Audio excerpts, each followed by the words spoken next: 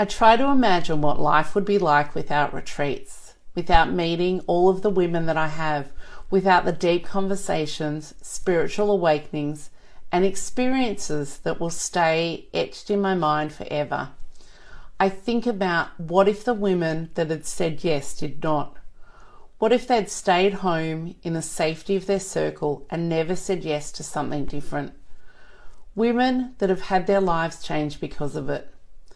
There are some women that I think of often, like Michelle. She said yes to running retreats and sharing her knowledge of botanical food and following your passion.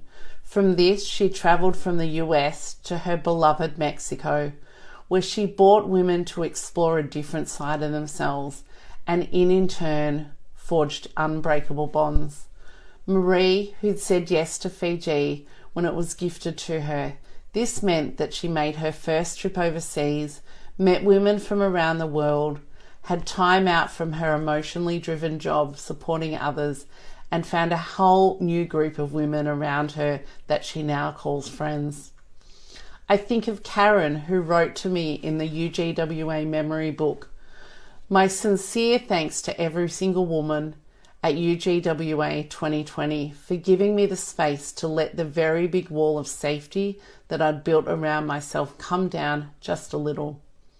Thank you for lighting me up and reminding me how amazing life can be when I come from a place of love, kindness, courage, vulnerability, and creativeness, and when I surround myself with women who are my tribe." There's another woman who said, "I've never been interested in Fiji, much less attending a retreat with a large group of unknown women. But when two of my best friends are going and one is a facilitator, I had no hesitation. I wondered how I would go, but as the time got closer, I sensed that I would experience several surprises, and I was not disappointed.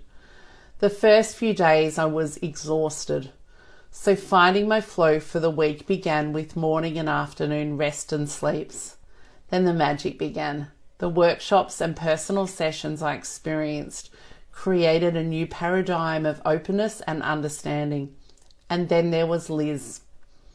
By sharing herself, she shared her magic. The result is that I'm creating my own magic. I realize that there are so many parts of myself that I didn't like and always held at bay. I realized that this was a good deal in part why I never could love myself. I constantly looked to others for the validation, acceptance, love, and emotional support, as I couldn't provide it for myself. There are so many stories like this. Stories of women who said yes and found those parts of themselves that they had forgotten.